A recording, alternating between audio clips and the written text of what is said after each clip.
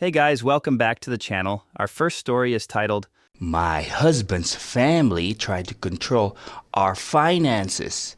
I took matters into my own hands. I married Shane 5 years ago. We were so in love and excited to start our life together. I knew his family was close-knit, but I had no idea how much they would try to insert themselves into our marriage and finances. Things started off well enough. Shane and I both had good jobs. I worked as a marketing manager and he was an engineer. We pooled our incomes, split expenses fairly, and were able to save a decent amount each month. We talked about our goals of buying a house in a few years and eventually starting a family. I felt like we were on the same page financially. The first red flag came about 6 months into our marriage. Shane's younger sister, Lydia, called him in tears, saying she couldn't afford her rent that month. Without discussing it with me first, Shane transferred $800 from our joint account to Lydia. When I saw the transaction and asked him about it, he got defensive. "She's my sister, Ariana. I'm not going to let her get evicted," he snapped. "I understand wanting to help family," I replied carefully, "but that's a lot of money to give without talking to me first. We're married now. Big financial decisions should be made together." Shane grudgingly agreed to consult me in the future, but I could tell he was annoyed that I'd even questioned him about it. I tried to let it go, hoping it was a one-time thing. But a pattern quickly emerged. Every few months, one of Shane's family members would have some kind of emergency that required financial assistance. His parents needed help with medical bills. His brother's car broke down. Lydia needed money for textbooks. Each time, Shane would hand over hundreds or thousands of dollars from our joint account without discussing it with me first. When I tried to bring it up, he'd get angry and accuse me of not caring about his family. "They're going to be your family too once we have kids," he'd say. "Don't you want them to like you?" I felt like I was going crazy. Of course, I wanted a good relationship with my in-laws, but I also wanted to be an equal partner in my marriage and have a say in our finances. Shane made me feel selfish and cold-hearted for even questioning these gifts to his family. The requests keep coming, each one chipping away at our savings and my patience. About 8 months into our marriage, Shane's older brother Isaac called asking for $2,000 to cover car repairs. "My transmission's shot," Isaac explained. "I need a car for work, but I don't have the cash to fix it right now. Think you could spot me, lil bro?" Without hesitation, Shane agreed. When I saw the transfer later that day and questioned it, Shane brushed off my concerns. "Isaac needs his car for his job," he said. "What was I supposed to do? Let him lose his income?" I tried to be understanding, but something didn't sit right. "Did you ask if he tried to get a payment plan with a mechanic? Or if he could carpool until he saved up the money?" Shane glared at me. "He's my brother. I'm not going to interrogate him when he needs help." A month later, we saw Isaac at a family barbecue. He pulled up a shiny new sports car. Definitely not the old beater he'd supposedly needed $2,000 to repair. When I pointed this out to Shane, he got defensive and accused me of being petty. The incidents kept piling up. Shane's mom called crying because their washing machine broke. That was another $500 gone. His sister Lydia needed $1,000 for a security deposit on a new apartment. His dad asked for $3,000 to cover property taxes they'd forgotten to budget for. Each time, the money flew out of our account with barely a word to me. When I tried to discuss it, Shane would accuse me of being stingy and uncaring. Things came to a head about 2 years into our marriage. Shane's parents were planning a big 40th anniversary vow renewal ceremony. They wanted all the kids to chip in to rent a fancy venue and cater a lavish party. Shane volunteered us to contribute $5,000 without even asking me. When I saw the transfer from our account, I was livid. That was a huge chunk of our savings, money we'd been setting aside for a down payment on a house. I confronted Shane as soon as he got home from work.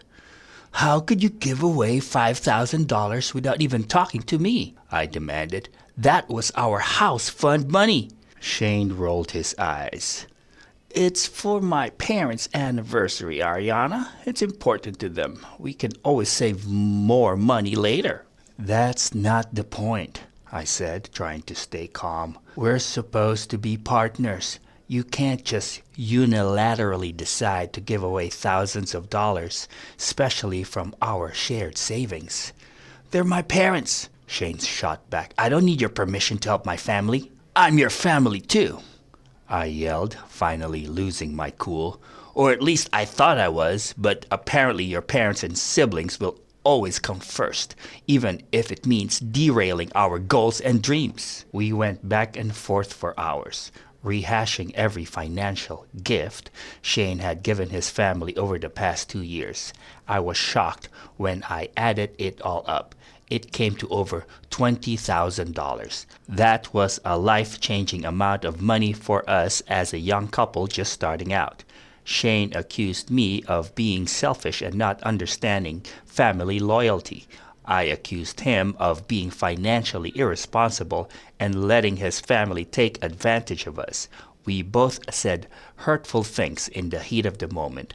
Finally, exhausted and angry, I told Shane I needed some space. I packed a bag and went to stay with my sister for a few days to clear my head. During that time apart, I did a lot of thinking and soul-searching. I loved Shane, but I couldn't continue in a marriage where I had no financial agency or say in major decisions. I also started to see how Shane's family was taking advantage of his generosity.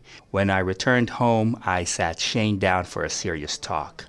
"I love you," I began, "but things need to change if this marriage is going to work. We need to be equal partners, especially when it comes to finances." Shane started to interrupt, but I held up my hand. "Please, let me finish. I'm not saying we can never help your family, but we need to discuss it together first and agree on an amount we can actually afford. No more surprise transfers of thousands of dollars." I took a deep breath before continuing. "I also think we need to separate our finances for now. We can each contribute a set amount to a joint account for shared expenses. But I want my own account that you don't have access to." Shane looked shocked. "You don't trust me?" he asked in a hurt voice. "It's not about trust," I said gently. "It's about having autonomy over my own earnings. I work hard for my money, and I want to know it's safe and being used for our agreed upon goals." We talked for hours, sometimes arguing, sometimes crying, but in the end, Shane reluctantly agreed to my proposal. We set up separate accounts and a joint account for bills and shared expenses. We also established a monthly budget for family gifts/emergency that we both had to agree on. I wish I could say everything was smooth sailing after that, but it wasn't. Shane's family was not happy when the flow of easy money dried up. His mom called me directly, trying to guilt me. "I can't believe you're being so selfish," she said. "We're family. Families help each other out. You're turning my son against us." I took a deep breath before replying. "I understand you're upset, but Shane and I made this decision together. We're happy to help when we can, but we also need to prioritize our own financial stability and future." She hung up on me in a huff. I knew I was being painted as the villain to the whole family, but I stood my ground. Over the next few months, Shane's family tried every manipulative tactic in the book. They called Shane constantly with sob stories about needing money. They sent guilt-tripping texts and emails. At family gatherings, they made passive-aggressive comments about how they always put family first, unlike some people. The requests kept coming, each more outlandish than the last. Shane's sister Lydia called asking for $10,000 to start a life-changing multi-level marketing business. His cousin needed $5,000 for a destination bachelor party. His uncle wanted us to co-sign on a timeshare. Each time, we stuck to our guns and politely declined. It was hard for Shane, who was used to saying yes to every request, but slowly he started to see how unreasonable and entitled his family's behavior was. It was hard on Shane. He'd been raised to believe that family loyalty meant giving them whatever they asked for, no questions asked. He struggled with feelings of guilt and obligation. But as time went on, he started to see his family's behavior more clearly. He realized how often their emergencies were actually just poor planning or overspending. He saw how they never offered to pay back loans or do anything in return. The turning point came about 6 months after we separated our finances. Shane's brother called, asking for $3,000 to pay off credit card debt. In the past, Shane would have transferred the money immediately. This time, he asked some questions. It turned out his brother had racked up the debt buying designer clothes and going to expensive clubs. He hadn't even tried to set up a payment plan with the credit card company. He just assumed Shane would bail him out, like always. For the first time, Shane said no. His brother exploded, calling Shane selfish and accusing me of turning him against the family. But Shane stood firm. That night, Shane turned to me and said, "I think you were right about my family taking advantage of us. I'm sorry I didn't see it sooner." It was a turning point in our marriage. Shane started enforcing boundaries with his family and backing me up when they tried to guilt us. We were finally on the same team. Of course, his family didn't give up easily. They tried every manipulation tactic they could think of. Shane's mom showed up at our house unannounced, crying about how she might lose her home if we didn't help with a mortgage. His sister Lydia sent a group text to the whole extended family accusing us of abandoning them in their time of need. One particularly memorable incident occurred when Shane's cousin called, begging for $7,000 to bail his son out of jail. "He's a good kid. He just made a mistake," he pleaded. "If we don't get him out tonight, he'll lose his job. You guys are our only hope." It was tempting to give in. Neither of us wanted his son to suffer, but we stood firm and suggested alternatives like a bail bondsman or asking other family members to pitch in smaller amounts. Shane's cousin was furious, accusing us of not caring about family. We later found out the mistake was a third DUI, and enabling that behavior wouldn't have helped anyone in the long run. But the more they pushed, the more Shane saw how toxic their behavior was. He started going to therapy to work through his issues with codependency and family obligation.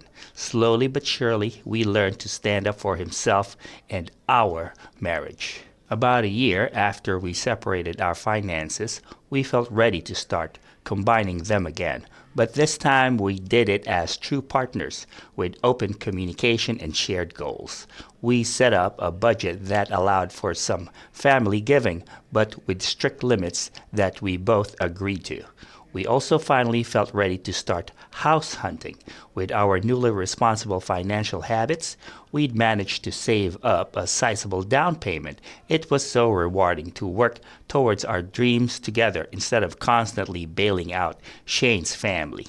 The day we closed on our first home was one of the happiest of my life, and we stood in our new living room. I turned to Shane with tears in my eyes. "We did it!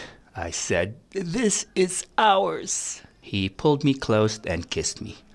"I'm so sorry it took me so long to get here," he said.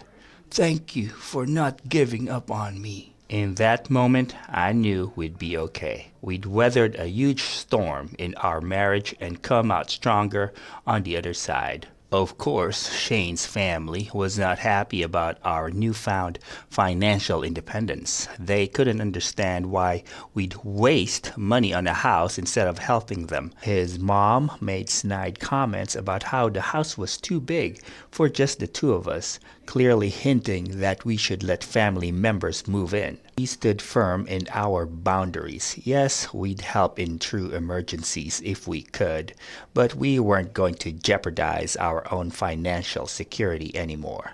Some family members eventually came around and respected our position. Others doubled down on their entitled behavior, and we had to distance ourselves. It was painful for Shane, but he knew it was necessary.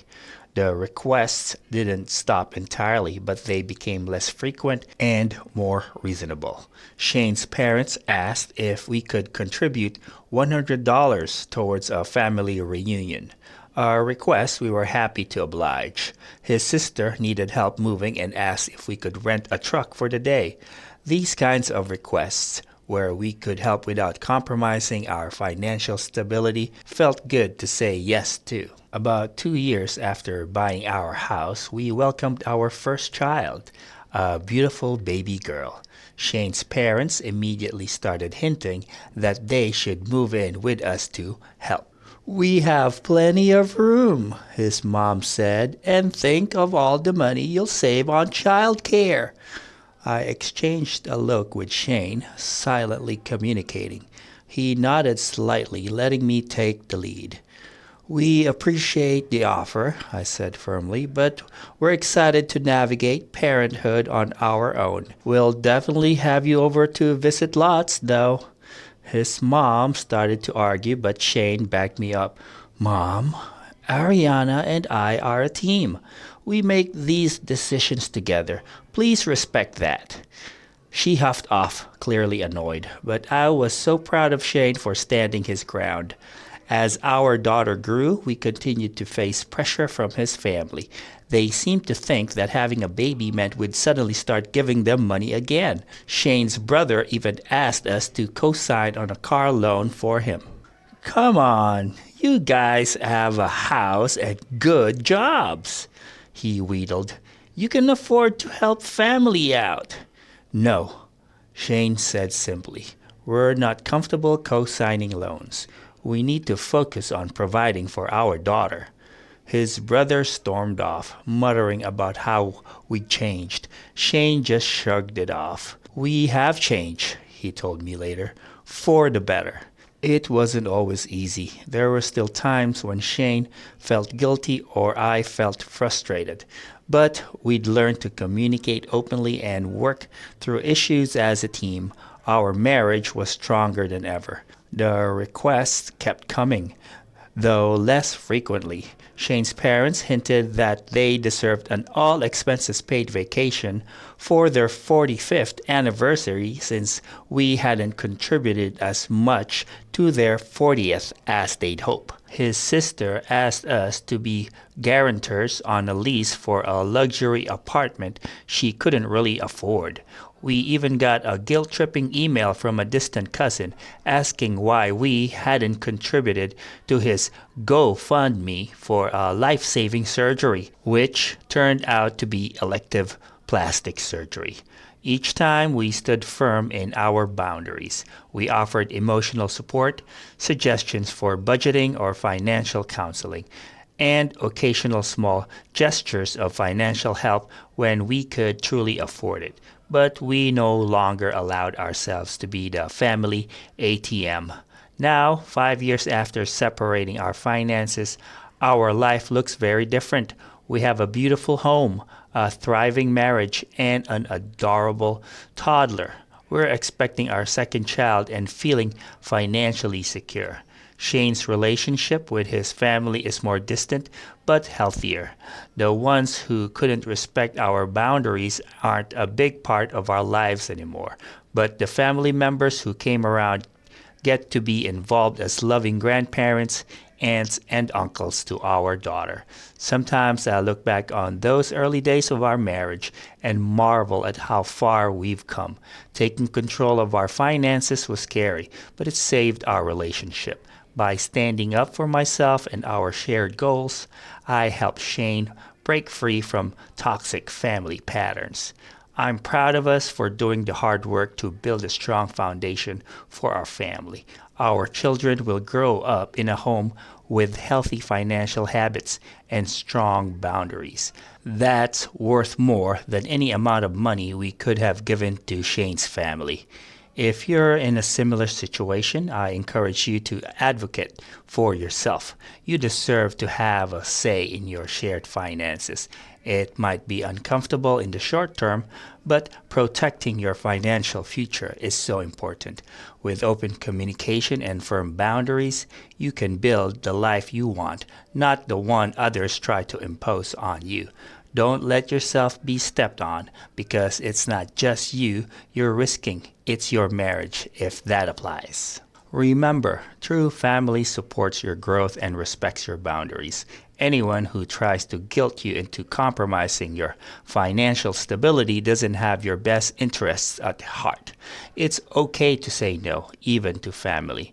Your primary responsibility is to your immediate family unit, your spouse and children.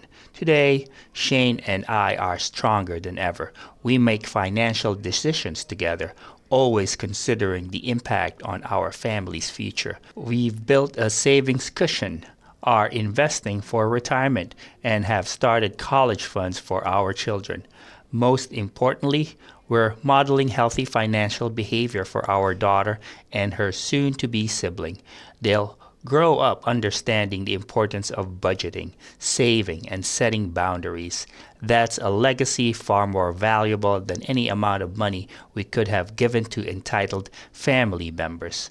Our journey wasn't easy, but it was worth it. By taking control of our finances and standing up to family pressure, we've created the life we always dreamed of. If we can do it, you can too. Remember, your financial peace and family stability are worth fighting for. Here are my thoughts about the story. Can we talk about Shane's family? I mean, seriously? These people make the leeches in some backyard pond look like amateurs. $2,000 for a car repair that magically turns into a new sports car? Come on, Isaac! And don't get me started on that $5,000 for the parents' vow renewal. I love my folks, but if they ask for that kind of cash for a party, I'll tell them to renew their vows at the local Burger King and call it a day. But here's the thing that really got me. Shane, oh Shane, my dude. I wanted to reach through the screen and shake some sense into him. I get it, family loyalty is important, but there's a difference between having your family's back and being their personal ATM. It's like he was stuck in some weird financial Stockholm syndrome. And Ariana? Give this woman a medal, seriously. The patience of a saint combined with the backbone of a titanium rod. When she finally put her foot down and demanded separate accounts, I was ready to die happy right there and then. But let's be real for a second. This isn't just about money. It's about respect, boundaries, and what it means to be a partner in a marriage. Shane was treating Ariana like a roommate with benefits, not an equal partner. And his family, they were treating their son's marriage like an all-you-can-eat buffet of cash. What really got me, though, was how relatable this whole mess is. I mean, who hasn't had that one family member always asking for a loan that you know you never see again, or that friend who always conveniently forgets their wallet when the bill comes? It's like financial vampires are everywhere, just waiting to sink their teeth into your bank account. I gotta say, the part that really got me was when Shane finally stood up to his brother about the credit card debt.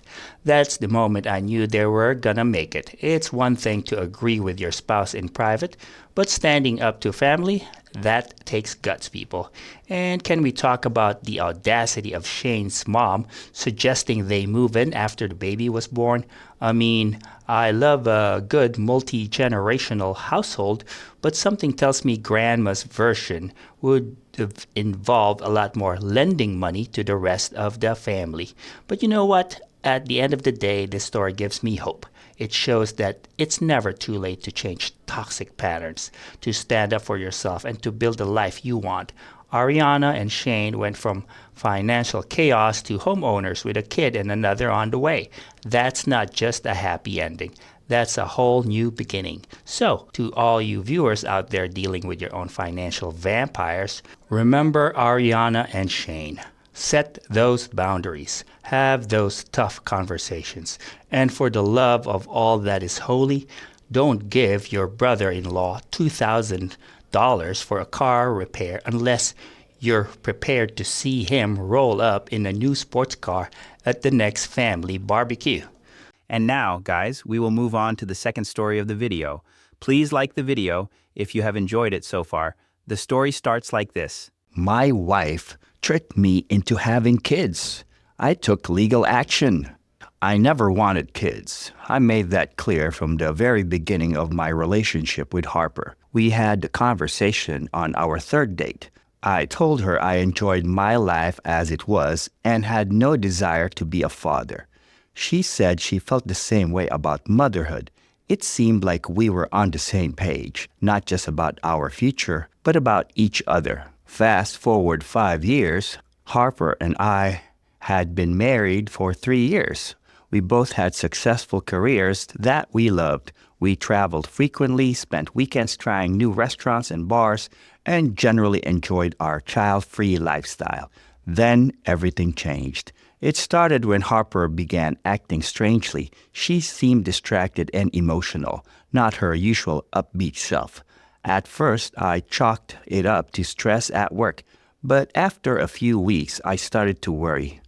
"Honey, is everything okay?" I asked one night as we were getting ready for bed. "You haven't seemed like yourself lately." Harper burst into tears. Between sobs, she managed to choke out, "I'm pregnant." I felt like I'd been punched in the gut. Pregnant? How was that possible? We always used protection. Harper was on birth control. This couldn't be happening. Are you sure?" I stammered. Harper nodded, still crying. I took 3 tests. They were all positive. I'm about 8 weeks along. My mind was reeling. This had to be a mistake. We were so careful. Unless, "Harper," I said slowly, "have you been taking your birth control pills?" She wouldn't meet my eyes. I stopped taking them a few months ago," she whispered. I felt like the floor had dropped out from under me. "You what?" I exclaimed. "Why would you do that? We agreed we didn't want any kids." "I'm sorry," Harper wailed. "I thought I didn't want them. But then my sister had her baby and I realized how much I wanted to be a mother.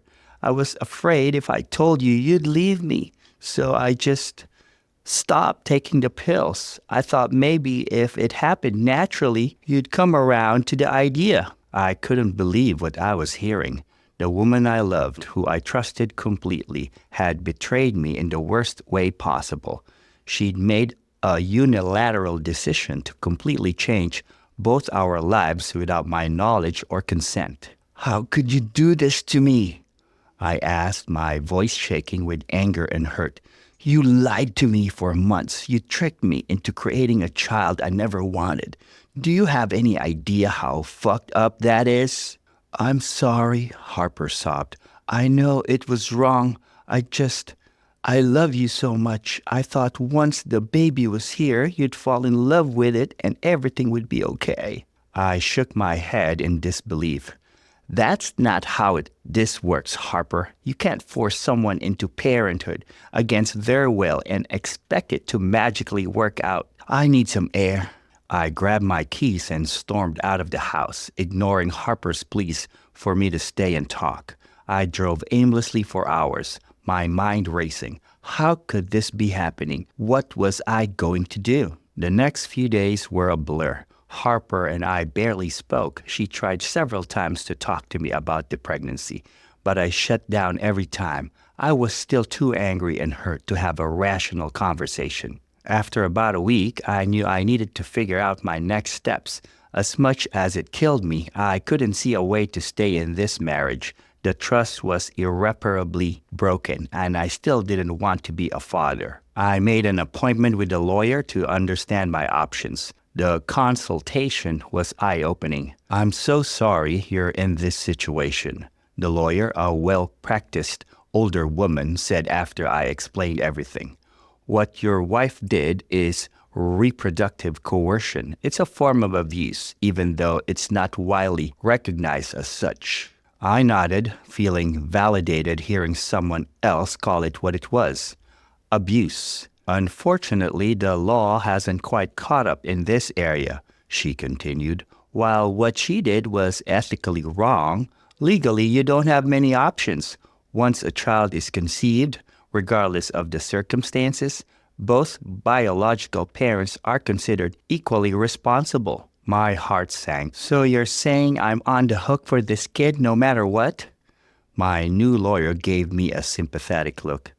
"In terms of financial responsibility, yes. You will be expected to pay child support. However, you are not obligated to have a relationship with a child if you choose not to." She went on to explain my options. I could stay married and try to make it work. I could divorce Harper, pay child support but have no custody or visitation, or I could divorce and pursue shared custody. "Even if you don't want to be a father, you may want to consider pursuing some custody," she advised. "It will give you more of a say in your child's upbringing, and if you change your mind down the road about having a relationship, it will be easier if you already have established custody and visitation." I left the consultant with a lot to think about. Over the next few days, I did some serious soul-searching. I knew I couldn't stay married to Harper. The betrayal was too great. But did I really want to have nothing to do with this child? It wasn't the kid's fault it was conceived under false pretenses. After much deliberation, I decided to file for divorce and pursue 50-50 custody. If I was going to be financially responsible for this child, I wanted to have a say in how it was raised, and maybe, just maybe, I would grow to love the kid once it was here. When I told Harper my decision, she was devastated. "Please don't do this," she begged. "I know I messed up, but we can work through this. We're having a baby. We should be celebrating, not getting divorced." I shook my head sadly. "I'm sorry, Harper, but I can't get past what you did. You violated my trust in the worst way possible. I can't stay married to someone who would do that to me." "What about the baby?" she cried. "You said you didn't want to be a father. Why are you asking for custody?" "I still don't want to be a father," I replied. "But this child exists because of your choices, and I'm not going to abandon it. I'll do my best to be a good co-parent, even if I never wanted this role." Harper didn't take the news well. She alternated between hysterical crying and angry accusations. She told me I was being selfish and cruel for abandoning her during pregnancy, but I stood firm. I knew this was the right decision for me. Word of our impending divorce spread quickly among our friends and family. Their reactions were mixed, to say the least. My parents, we didn't see eye to eye about it, at least at first. They'd always been disappointed with my choice to remain childless and had dropped hints at wanting a grandchild more than once. Eventually, though, they understood where I was coming from. My parents wanted a grandchild, yes, but they had wanted one in happiness and consent.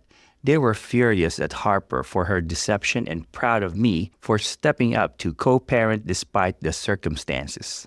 Harper's family was a different story. Her parents and siblings were livid, calling me every name in the book. They said I was a deadbeat for walking out on my pregnant wife. No matter how many times I tried to explain the situation, they refused to see Harper as anything but the victim. Our mutual friends were split. Some understood my position and agreed Harper's actions were unforgivable.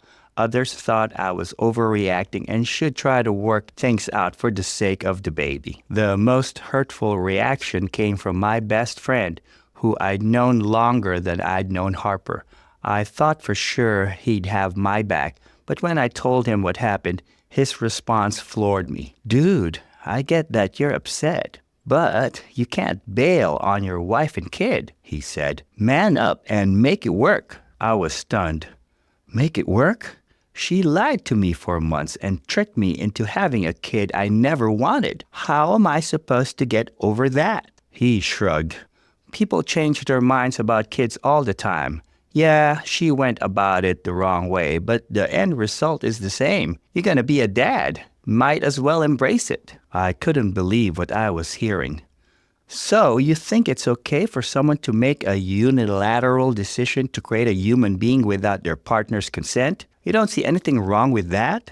I'm not saying it was right, he backpedaled. But what's done is done. You can't change it now. Walking away from your family isn't the answer. I shook my head in disappointment. I'm not walking away. I'm going to co-parent and support this child. But I refuse to stay in a marriage with someone who would betray me like that. I can't believe you don't see how messed up this is. He and I left things on bad terms that day. It hurt to lose my best friend on top of everything else. But it made me even more certain I was making the right choice. I couldn't stay in a situation where everyone expected me to just get over this massive betrayal. The next few months were incredibly difficult. Harper and I were still living together while the divorce was being finalized, which made for a tense environment. She constantly tried to pressure me into changing my mind, using the pregnancy to guilt trip me. "Don't you want to feel the baby kick?" she'd ask, reaching for my hand. I'd pull away, not wanting to bond with the child growing inside her. "Have you thought about names yet?" She'd try another day. I'd remind her that we be choosing a name together as co-parents, not as a couple. It was exhausting, constantly having to reinforce my boundaries. But I knew if I gave an inch, Harper would take a mile. I had to stay strong. Finally, after what felt like an eternity, the divorce was finalized when Harper was 7 months pregnant. I moved into my own apartment, which was both a relief and terrifying. The reality that I was about to become a father, whether I wanted to or not, started to sink in. I threw myself into preparing for the baby's arrival. I read parenting books, took infant CPR classes, and set up a nursery in my new place. I was determined to be the best co-parent I could be, even if I still had conflicted feelings about becoming a father. Harper gave birth to a healthy baby boy 2 months later. Despite my reservations, I was there for the delivery. Holding my son for the first time was a surreal experience. I felt a confusing mix of emotions: awe at this tiny human we've created, lingering anger at how he came to be, and fear about the enormous responsibility ahead. We named him Isaiah, a name we'd managed to agree on after much debate. Looking at his innocent face, I vowed to do right by him, regardless of the circumstances of his conception. The first few months of co-parenting were challenging, to say the least. Harper and I had to figure out how to work together for Isaiah's sake, while still maintaining boundaries. There were a lot of arguments and hurt feelings as we navigated this new dynamic. Harper struggled to accept that we were no longer a couple. She'd often try to use Isaiah to manipulate me into spending more time with her or rekindling our relationship. I had to constantly remind her that we were only connected through our son now. "Isaiah needs to see his parents together," she'd argue when I declined invitations to family outings on her custody days. "Isaiah needs parents who are happy and healthy, even if that means we're apart," I'd counter. It was difficult, but I stood my ground. Slowly, we settled into a routine that worked. We used a co-parenting app to communicate about Isaiah's schedule and needs. We had brief interactions at custody exchanges. For the most part, we led separate lives that intersected only where our son was concerned. As Isaiah grew from a newborn to an infant to a toddler, I was surprised to find myself embracing fatherhood more than I ever expected. I still had moments of resentment about how he came to be, but I genuinely enjoyed my time with him. His smiles, his giggles, watching him learn and grow. It filled me with a love I never knew I was capable of. By the time Isaiah was 2, Harper and I had settled into a relatively amicable co-parenting relationship. We were able to attend his daycare events together and even have the occasional family dinner without tension. It wasn't perfect, but it was working. Then came another bombshell. I got a call from Harper asking to meet and talk without Isaiah present. Wary of what this could be about, I agreed to coffee at a neutral location. When I arrived, Harper looked nervous. After some small talk, she dropped the news. "I'm pregnant again," she said quietly. I felt like I'd been punched in the gut. "Excuse me?" Harper took a deep breath. "I'm about 10 weeks along. I've been seeing someone for the past few months. It wasn't planned, but I'm keeping it." I sat in stunned silence for a moment, trying to process this information. Part of me was selfishly relieved. At least this time, the child wasn't mine. But I was also concerned about how this would impact Isaiah. "Does the father know?" I finally asked. Harper nodded. "He does. He's not interested in being involved." My heart sank for Isaiah. His half-sibling would be living with his mom full-time while he split his time between homes. How would that affect him? "I know this complicates things," Harper continued, "but I'm hoping we can work together to make the transition smooth for Isaiah. Maybe you could even be a father figure to this baby too when Isaiah is with us." I shook my head in disbelief. Was she really asking me to parent her child with another man? "I'm sorry, Harper, but that's not going to happen," I said firmly. "I'll support Isaiah through this transition as best I can, but I'm not taking on a fatherly role to your new baby. That's not my responsibility." Harper's face fell. I could tell she'd been hoping I'd embrace this child the way I had Isaiah, but I'd learned my lesson about letting her push my boundaries. The next few months were tense as we prepared Isaiah for the arrival of his new sibling. I did my best to be supportive and help him understand the changes coming, but I also made it clear to Harper that my responsibility ended with Isaiah. When her daughter, Alexa, was born, I sent a polite congratulations text, but otherwise kept my distance. I made sure Isaiah had time to bond with his sister on Harper's custody days, but I maintained firm boundaries about my own involvement. It wasn't always easy. There were times Isaiah would ask why I didn't love Alexa the way Harper's new boyfriend did. I had to carefully explain that while I cared about Alexa because she was important to him, I wasn't her dad the way I was his dad. As the kids grew older, I became more comfortable around Alexa. I'd chat with her at Isaiah's birthday parties or school events, but I never took on a parental role. She had her mom and her mom's boyfriend for that. Looking back now, 5 years after that fateful night when Harper told me she was pregnant with Isaiah, I can hardly believe how much has changed. I went from never wanting children to being a devoted father to an amazing little boy. I've learned to co-parent with someone who deeply hurt me. I've had to explain complicated family dynamics to a child in age-appropriate ways. It hasn't been easy. There are still days I mourn the child-free life I thought I'd have, days I resent Harper for taking that choice from me. But then Isaiah will crawl into my lap for a bedtime story or proudly show me a picture he drew, and I'm floored with love for this kid I never planned on having. I'm not glad Harper deceived me. What she did was wrong, full stop. But I am glad Isaiah exists. He's brought more joy to my life than I ever could have imagined. If I could go back in time, would I change things? It's hard to say. The pain and anger I felt at Harper's betrayal was very real. The stress of divorce and custody battles took its toll. But when I look at my son, I can't imagine my life without him in it. So while I'll never condone how he became to be, I'm thankful every day that he's here. To anyone else who finds themselves in a similar situation, tricked into parenthood against their will, I'd offer this advice. It's okay to be angry. It's okay to leave the relationship if that's what's best for you.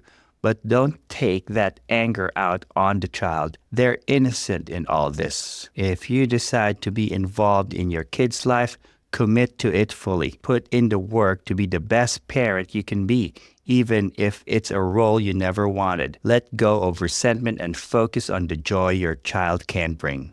It's a hard road, but speaking from experience, it can also be incredibly rewarding. Isaiah may not have been planned, but he's the best surprise I never knew I needed. Here are my thoughts about the story. When I first started reading this story, I was ready to grab my pitchfork and torch. Come on, tricking someone into having a kid? That's some next level betrayal right there. But let me tell you, this story had more twists and turns than a roller coaster at Six Flags. I found myself going, burn the witch, to, oh, that's kind of sweet, faster than you can say, paternity test. Oh, sweet as it is, sweet for our guy, not Harper. Screw Harper. Speaking of, to kick this off, let's address the elephant in the room. What Harper did was straight up wrong. No ifs and or buts about it. Reproductive coercion is a real thing, folks, and it's not cool. I don't care if you're a man, a woman, or anything in between. You don't mess with someone's reproductive choices. Period. End of story. When you marry someone, you and your partner's futures are one.